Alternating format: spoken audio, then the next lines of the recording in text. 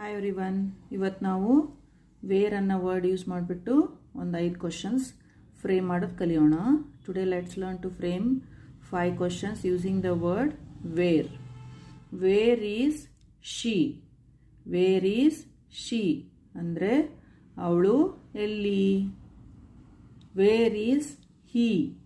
Wear is he ಅಂದರೆ ಅವನು ಎಲ್ಲಿ. Where are you. Where are you ಅಂದರೆ ನೀನು ಎಲ್ಲಿ. Where are they. Where are they ಅಂದರೆ ಅವರು ಎಲ್ಲಿ. Where are V.